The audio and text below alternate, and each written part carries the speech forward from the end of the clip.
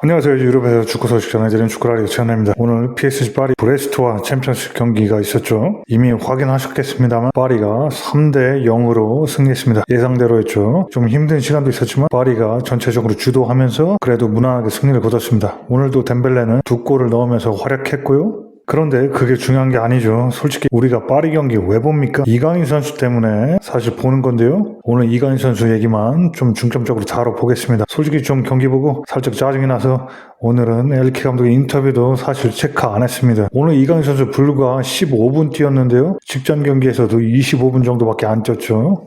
리그 라이벌 모나코전 그리고 챔피언스 리그 경기 오늘 브레스트전 둘 다 굉장히 중요한 경기인데 연속으로 교체 출전했습니다. 둘 다 선발은 없었습니다. 그리고 겨우 25분 그리고 15분만 뛰었죠. 따라서 평소처럼 이렇게 엘케 감독의 체력 관리상에서 교체해주는 거라고 그렇게 보기도 힘들었던 거죠. 이렇게 오늘 나올 때부터 이강인 선수 표정이 굉장히 좀 섭섭하고 언짢은 표정이 들 정도로 불쾌한 표정이 들 정도로 그런 표정이었는데요. 체력 문제도 없고 당연히 직전 경기에서 25분가량밖에 안 뛰었기 때문에 당연히 체력 문제도 없을 텐데도 그런 정신적인 영향 때문인지 오늘 짧은 시간 뛰었지만 몸도 무거워 보였습니다.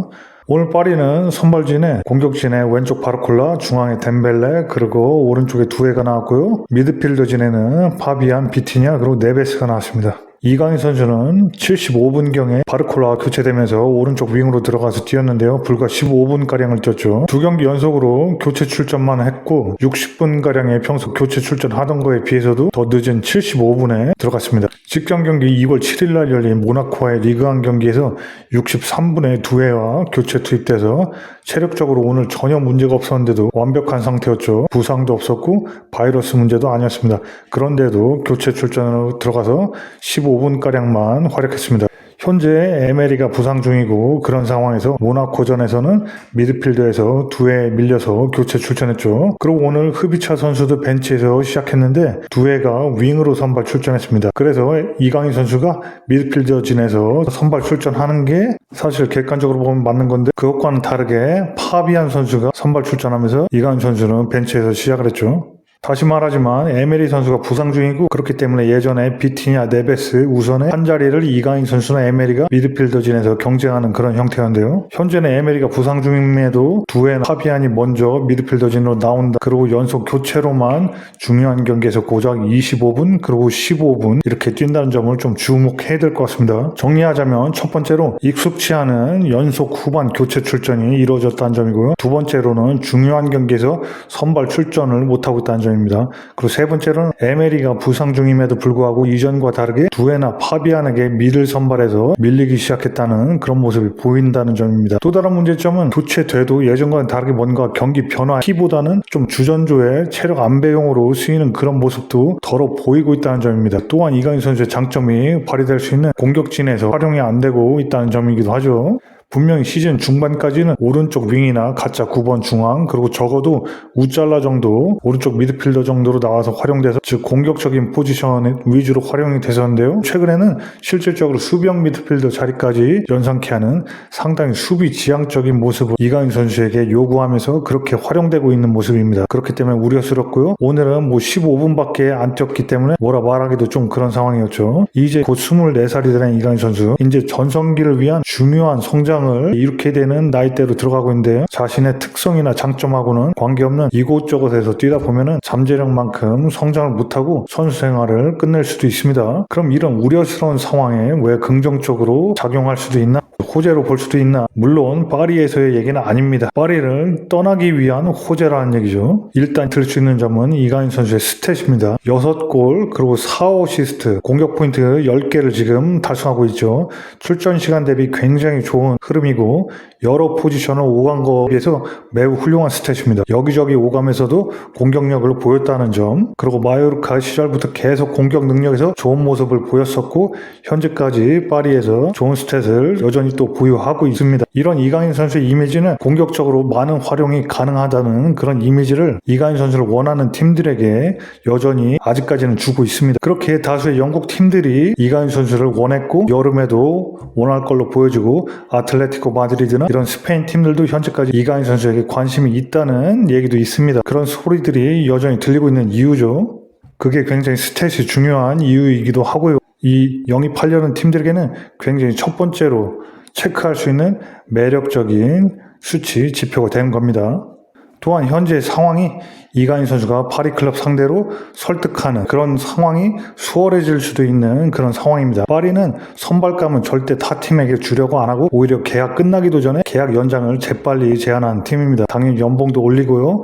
최근에도 굉장히 주요 선수들을 이렇게 계약을 연장하면서 또 발표하기도 했죠. 2029년까지 이 세 선수들 그리고 엘리케 감독까지 계약 연장한 거를 이렇게 공표하기도 했습니다. 그렇게 아주 발빠른 팀이고요. 그렇게 경기력을 잘 보여주면 여기서 나가기는 굉장히 힘들어지는 팀이 파리입니다. 반대로 좀 시원찮다 싶으면 바로바로 내보내는 팀이 파리기도 하죠. 최근에 유벤투스로 간 무안이나 아스톤 빌라로 간 아센시오를 봐도 그렇죠. 이강인 선수는 현재까지 파리가 방출하려고 전혀 하지는 않을 겁니다. 굉장히 이렇게 팀의 매출에도 도움이 되고 마케팅에도 도움이 되고 또 경기력도 굉장히 여기저기 유틸리티 플레이어로서 굉장히 쏠쏠하게 엘리케 감독이 활용하고 있기 때문에 그렇죠. 그렇기 때문에 파리가 이강인 선수를 방출하려고 하진 않겠지만 그렇다고 해서 100% 주전조다. 그리고 굉장히 핵심 중에 핵심이다. 이렇게 말하기에는 또 애매한 그런 흐름으로 흘러가고 있는 게 또 지금의 사실이기도 합니다. 이런 상황이라면 시즌 말미쯤에 이강인 선수가 감독에게 엘리케 감독에게 직접 면담 등을 요청해서 차분한 상태에서 좋은 분위기에서 팩트들을 제시하면서 좀 다른 모험을 다른 리그에서도 한번 모험을 해보고 싶다면서 조심스럽게 이적 요구를 해보는 것도 굉장히 좋습니다. 이강인 선수의 자신의 장점이 탈압박이나 시야 그리고 패스, 슈팅 능력 이런 것들인데 지금 수비 지향적으로 쓰이고 중요 경기에서는 또 선발로 나오지도 못하고 오늘처럼 15분 정도 활약하고 이런 점들을 얘기하면 엘리케도 이강인 선수에게 감독으로서 미안함을 느끼고 이적에 어느 정도 이렇게 열린 마음을 가질 수 있는 가능성이 이렇게 올라가는 거죠. 최소한 이적을 안 하게 되더라도 그렇게 잘 안 풀리고 파리 팀에 남게 되더라도 앞으로 출전 시간이나 포지션 이런 부분 등에서 감독이 이강인 선수를 더 챙겨주는 등 무조건 이거는 긍정적으로 작용할 수밖에 없습니다. 좋게만 대화를 차분한 상태로만 이렇게 잘 팩트를 제시하면서 이끌고 가면 나쁜 점은 없습니다. 그렇기 때문에 당연히 이렇게 시도해봐야 될 그런 면담이고요. 오히려 아무 말도 안 하면 감독은 신경 쓸 게 굉장히 많고 그렇기 때문에 이렇게 표현을 잘 안 하면 선수가 그냥 현 상태에서 만족하고 있다. 그렇게 받아들이는 게 일반적입니다. 오히려 아무 말 안 하다가 갑자기 선수가 격하게 반응하면서 나가고 싶다 이런 식으로 반응하면 오히려 감독이 당황하고 구단도 당황하고 오히려 배신감을 느끼고 좀 적대적으로 변할 수도 있는 상황입니다. 그러니까 기회가 있을 때 차분히 상황 설명을 하면서 의견을 자연스럽게 피력해야지 의외로 또 이적을 하든 파리에 남든 어떤 상황에서건 좋게 흘러갈 수 있는 겁니다. 그렇기 때문에 굉장히 이렇게 개인적인 감독과의 공감을 할 수 있는 그런 면담이 시즌 말미쯤에 굉장히 필요해 보이고요. 현재 이강인 선수가 공격 포인트 10개 정도 스탯이 굉장히 출전 시간 대비 좋고 그러나 상황은 원하는 포지션에서 뛰지 못하고 주요 경기 25분이나 15분 최근 그렇게 교체로 나오는 상황입니다. 이런 상황에서 여름에 영국이나 스페인에서 이렇게 오퍼가 들어올 때 이적 가능한 적기입니다. 오히려 이번 여름을 놓치고 1년을 더 있고 지금처럼 흐름이 좀 수비지향적으로 플레이되는 그런 지시를 많이 받는 그런 롤을 맡고 또 계속 교체 자원 위주로 활용이 되고 공격적인 룰을 못 맞고 또 중요 경기에서 못 나오고 이러면서 스탯까지 떨어져 버리면 이번 여름이 아니라 그 다음 여름 이적 시장에서는 오히려 오퍼가 완전히 사라져 버릴 수도 있는 겁니다. 오퍼에 관심이 있었던 클럽들조차 그 선수 수비형 미드필더로 포지션을 변경했는데 경기력도 떨어지고 스탯도 없다, 예전 같지가 않다 이런 인식으로 들어가서 완전히 오퍼가 사라질 수도 있는 겁니다. 따라서 만약에 이적을 하고 싶다면 이번 여름이 무조건 적기이고요. 차라리 지금 오퍼를 시도한다면 그 오퍼를 원하는 팀들이 마요르카에서도 공격적으로 뛰었고 파리에서도 출전 시간 대비 공격 포인트가 10개나 있다. 근데 엘리케 감독이 공격적으로 안 쓰고 수비적으로 쓰려니까 선수가 불만 가져서 나가려고 한다. 그러니까 우리가 영입해야지 굉장히 좋은 영입이다. 이렇게 할 수 있는데 1년 후에 포지션이 수비적으로 쓰이고 공격 포인트까지 떨어지면 완전히 관심 자체가 사라질 수 있다는 거죠. 그러면 전체를 다 정리해보면 이런 전반적인 상황에서 여름에 더 많은 제한을 받을 요인은 뭐다? 당연히 공격 포인트입니다. 골이든 어시스트든 공격 포인트, 눈으로 확인할 수 있는 숫자로 확인할 수 있는 최고의 수치 공격 포인트죠.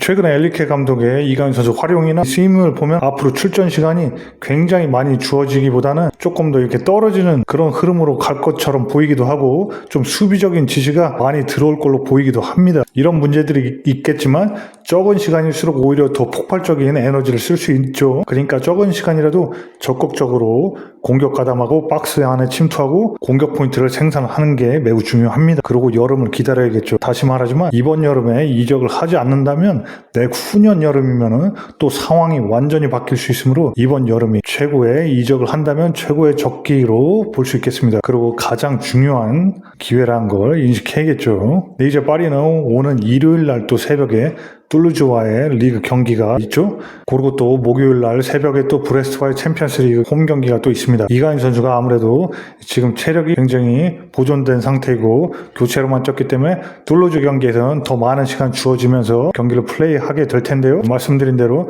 적극적인 모습 그리고 공격 포인트 기대하겠습니다. 오늘은 굉장히 이렇게 경기의 리뷰나 인터뷰보다 이강인 선수 좀 포커스를 맞춰서 얘기를 많이 해봤습니다. 네, 그럼 오늘 우리 축구라리가 영상은 이 정도로 마치겠고요. 이야기가 재밌었으면 구독, 좋아요, 공유 부탁드리겠습니다. 특히 구독이요. 그리고 널리 공유도 부탁드립니다. 그럼 저희는 곧 또 알차고 재밌는 소식 가지고 금방 또 찾아오겠습니다.